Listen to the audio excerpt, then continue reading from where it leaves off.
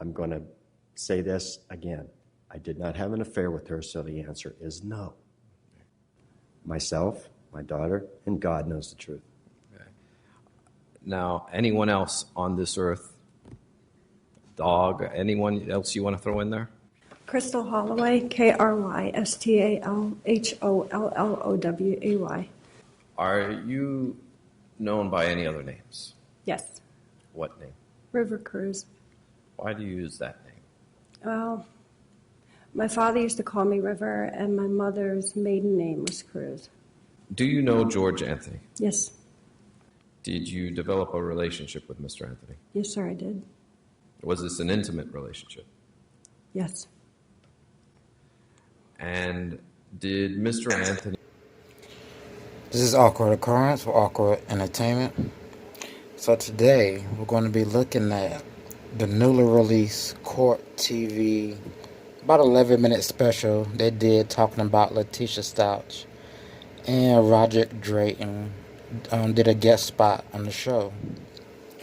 But what I noticed mostly throughout this show, what I skimmed over, is they try to use things like her taking a fake polygraph test, or her telling Roger Drayton she doesn't want him looking through the security footage. Just her lies should be enough to convict her. So their main point is her lies, even without a gun or logical reason why Gannon was found in Florida now. They believe just the lies will get her convicted by a jury of her own peers. And that doesn't always work out how you think it would. Especially in the Casey Anthony case. They claim to have so much evidence against Casey Anthony. And then when things came together, Miss Anthony went home. Hey, let's continue this video. Gannon Stauch was just 11 years old when he disappeared. His own stepmother now charged with his murder. Our sister station, KOAA, has more for us. For a while now, we've only had bits and pieces. We can see a picture if we only have half of the puzzle. But now, a picture becoming more clear, no matter how devastating the details. There's a significant pool of blood. There's blood splatter. There's blood on her car. Attorney Stephen Longo weighed in on the unsealed arrest. I've done videos explaining where all that splatter could have come from, besides what they theorized in the affidavit. So check out the channel. Continue the video. Affidavit for Letecia Stauch. It really shuts the door on any potential credibility she might try to have. It all started January 27th, when Gannon stayed home from school with his stepmom, Letecia. Surveillance shows them leaving the home around 10. They get back after 2. Letecia's phone was left at home the whole day and not unlocked until around 30 minutes after she returned. Then, right before 5, a text sent to her daughter asking for cleaning supplies, detectives say are commonly used to clean blood. Then, just before 7, Letecia calls 911, saying Gannon never came home from a friend's house. Documents show that would be the first of many scenarios she shared with detectives in the days to come. Investigators believe Gannon was killed in his bedroom between 2 and 5:30 that day. I think the only... That's a 3-hour window. 2:16 and 5:34. That's a 3-hour window. Really? That's a lot to cover to try to figure out what they were doing between those 3 hours. In those 3 hours. potential plea agreement would be a matter of efficiency for her to plead life in prison without the possibility of parole. Longo says that... But between after 5 o'clock, could he have been killed because Harley got the text to get cleaning supply a little after she got off work, like 4:45. So did she text get cleaning supply before she killed Gannon? Because if he was killed after 5, I mean, you would think Harley would be there to see that. Somebody would be there to see that. Like 5 o'clock, y'all stressing it a little because people would be home just stressing it. So That's the best option for the defense, which also has to account for a defendant who showed strange behavior after her stepson's disappearance, like washing her car before a Let's fast forward this. police interview and bringing no On the air to confirm all of this. Roderick Drayton, the neighbor, and there's one house in between his house and the Stauches. He is saying to me that he watched this video 30 times, and he watched it with the FBI, and he is certain that he never saw Gannon get out of the truck. Now, I want you to keep in mind that at some point he had turned over his password to the surveillance video, all of that video to the FBI, and he didn't really look after 219. So I think that is what we're waiting for, is to find out, did the FBI find anything on that video after 2:19 p.m. that implicates Letecia Stauch even further?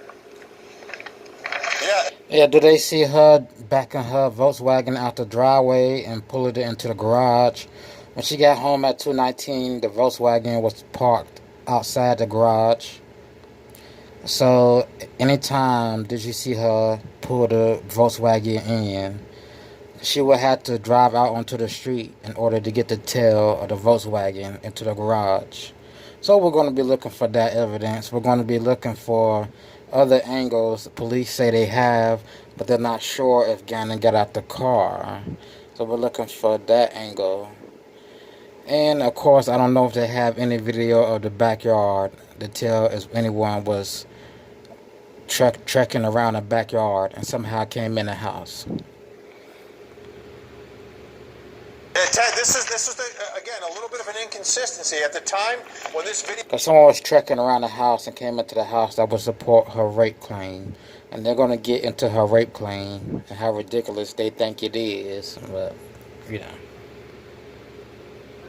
was first released, everyone thought, okay, this is it. So she drives somewhere and he is gone.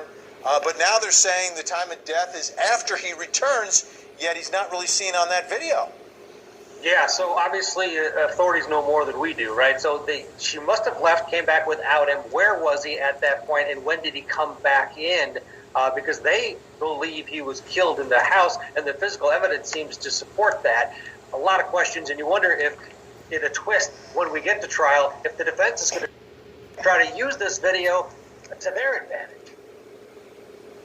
Yeah, exactly. Let's take a listen to a little bit of what Roderick Drayton told Asima earlier today. So I started looking and looking. I stayed up half the night just looking and looking and looking from frame to frame to frame to frame until I saw Sunday. The kids were outside playing. She picked them up. I could hear her tell Gannon, "Gannon, you get on this side. Lamb, you get on the other side." And they drove away. And then I watched them. They came back. He got out of the car. He took off running to the house. And so that Monday I saw him. I saw her walk to the truck, back up. Then I saw Gannon come out of the house, and I was like, man, he doesn't look right. He doesn't like he did Sunday. Because Sunday he was running and playing, and he looked like he was struggling. Like I said, like he was drugged. He goes on to say he looked like he was drugged. Maybe he was sleepy. Again, Gannon Stauch's autopsy hasn't came back. It's been over 2 weeks, so I don't know for what reason it hasn't been released. But in his opinion, it looked like Gannon was drugged, in his opinion. Something because he just barely moved. He got in the truck and they left. So I just kind of went through the videos to see what time they came back. So when they came back and saw she get out of the truck, I could hear her lock the door when she got out of the truck. And I could hear the garage door opening. So she got out, she locked the truck, and went in the house. So he says he can hear her on a video lock the door to the truck. She got out and went into the house. So if she immediately locked the door after she got out, that would suggest, in his mind, no one else got out the car. Because he's still of the belief Gannon did not get out the car or come home, one of the two, but he did not get out the car. Julie Grant, this part part of the mystery becomes very confusing, and I think Ted might be on something here. I mean, if there is any sort of level of inconsistency, that's something that the defense always pounces upon. You know, and sometimes it helps, and sometimes it doesn't. But it just doesn't. The story's not quite making sense right now. Yeah, it don't make sense. Yes, you and Ted are exactly right on that. The defense is going to jump all over this. However, I would caution anybody from jumping to a conclusion just yet, because one thing is, do we know if that time on the video is exact? Because if this is a home video camera, do we know that his time was exactly synced up with the time of day in the state's timeline? We really don't. We're not sure. Second of all, the state doesn't have to get boxed in on a timeline, and that can be something tricky for prosecutors. They don't have to nail his death down to an exact second. They know, and they have a mountain of evidence showing this beautiful little boy died on. They had a mountain of evidence against Casey Anthony. They're gonna get into how Miss Letecia Stauch was smiling on the 28th at a gathering for going to search for Gannon, I believe, but Casey Anthony, after her child was missing, went out to a party, went to parties. January 27th. That's really all they need to do. We all know the language in when we see affidavits processed all over the country, on or about January 27th. Those are the magic words. So they don't need to prove it down to the hour. I think it was great this neighbor came forward and was so forthcoming, sharing that evidence. I hope that investigators can authenticate the tape and make sure the time is what they believe it to be. All right, another amazing moment in this interview that Seema did is when Roderick Drayton, the neighbor's wife, I guess, is listening to the conversation. Oh, yeah, she was great. And she jumps in, right? So we hear her, but I don't think we're going to see her. Let's take a listen to her describing Letecia Stauch. So when I came home from work and I looked over there, she was smiling. She was actually acting like she was at a barbecue. Because I was like, that's very strange. My son's missing. I'm over here acting like we're having a party because I love. Shane Carey was smiling in his interview. I'm pretty sure some other people smiled in other interviews or in other events. But this was on the 28th. The wife noticed Miss Letecia Stauch was smiling when she was talking to other people in the neighborhood, which doesn't seem off to me. I mean, you're greeting people, hey, hello, how you doing? Maybe you're happy to see other people come out and support and help find Gannon. Help find Gannon.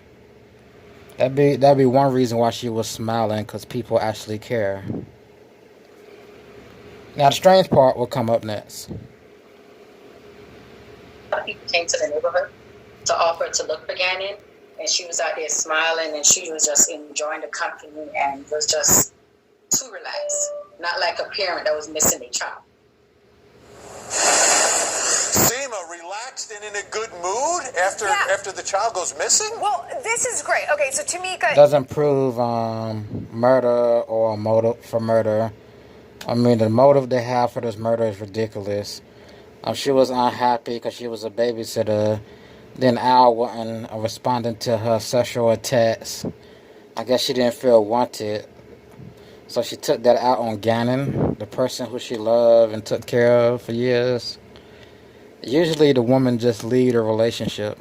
She searched up sugar daddies, not even sugar daddies, that was before she met Al, but she searched up finding a new man or finding a rich man, things like that. That would suggest she was ready to leave, not she was ready to kill the son of her husband.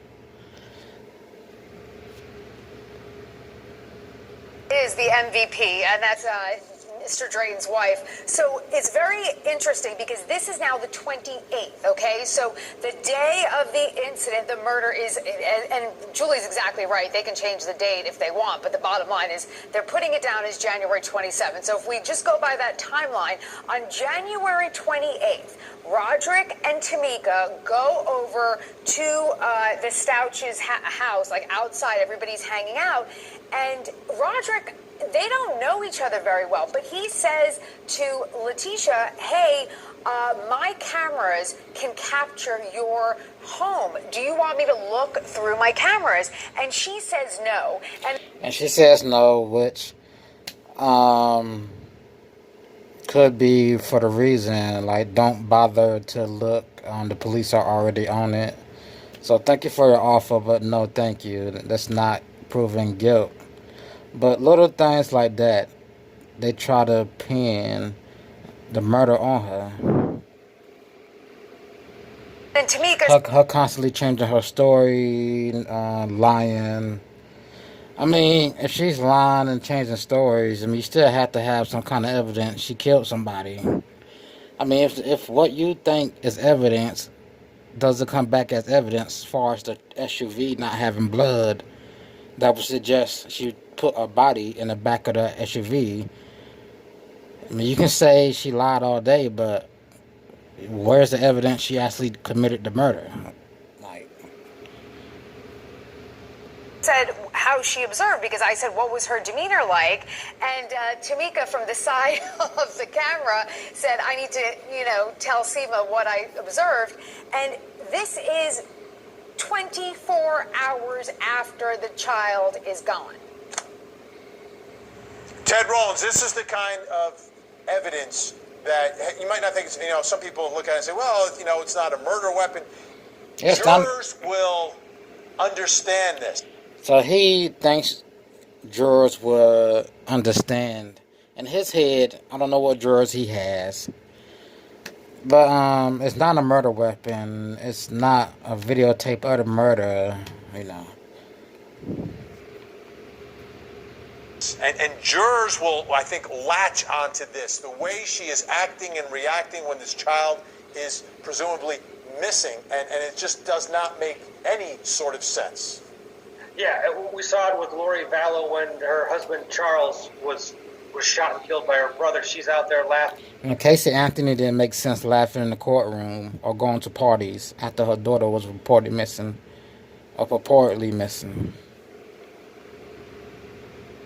With the police officers. We saw it with Scott Peterson when he's leaning back in his initial detective interview, trying to be cool, Mr. Cool. Jurors hate it, and they look into there and they say, what would I be doing right now if my son was missing, my stepson? I wouldn't be joking around. I would be freaking out, asking everybody for help. It doesn't look good, and jurors... Everybody was out there to help her. He said she would be asking for help, but she was outside greeting people. Even though she told Roderick, no, you don't have to go over your video, it's still his video, and his opinion of the video doesn't support the police belief Gannon was killed in the home. So he says Gannon didn't come home or get out the truck. Police say he did. So absolutely hold it against them. Julie, the way you act and react is something, jurors bring their common sense into the courtroom, and the common sense tells you if you're a stepmother and you're legitimately concerned, you're not going to be smiling and laughing the day after an 11-year-old boy is missing, and presumably now, if her story, I don't know what story she's going to go with, but if she's going with, I was just raped yesterday, I don't think she would be smiling either, but she was raped and an 11-year-old boy was abducted at gunpoint, and she's acting like she's going to a backyard barbecue. Exactly, Vinny. No reason to smile in any of the scenarios that she laid out for police, the many, many different stories that this woman told. Seema, great job getting that information from those folks, because it's very telling. It tells us that Letecia Stauch had an inappropriate reaction. And not just one inappropriate reaction. Let's talk about how she fled to... They're going to blah on for a little bit more, but her inappropriate reaction goes back to Shane Carey's inappropriate reaction during his interview. It doesn't prove guilt. The child's missing and she goes to another state. That's inappropriate. How about on the 29th, 2 days later, when she was questioned by investigators, the woman needed to read from her notes. If that isn't an inappropriate reaction, I don't know what is. And I'll tell you one more. Paying for a fake polygraph test. So read from her notes and paying for a fake polygraph test. And they suggest those things would make a jury convict her of this crime. But you're going to need more than that. They know they're going to need more than her paying for a fake polygraph test and her bringing notes to her interview. Okay. I'm not slamming guilty on her because of that. Child goes missing because he doesn't come home from a friend's house and you're so concerned, but you got to go pay for the fake polygraph to show that you didn't do it. If I'm the prosecutor, I'm going to hammer home those two words, inappropriate reaction, for this jury all day long, Vinny. All right, we're going to adjourn this group for just a short time. We'll reconvene when we bring in Lori and Chad Daybell tonight. We'll do that in a little bit. Also, coming up straight ahead, folks. Okay, that's the video. They're going to hammer at all her inappropriate reactions. It would be wise for the defense to, of course, challenge whatever logic the prosecution wants the jurors to understand. So, turn that bad light they try to point on her and put it to a good light. Basically, into a good light. Okay, that's the video. That's their point of view. Great segment they did. That was a great one. And I am going to get up out of here. This has been Awkward Occurrence or Awkward Entertainment. And I will see you in the next video.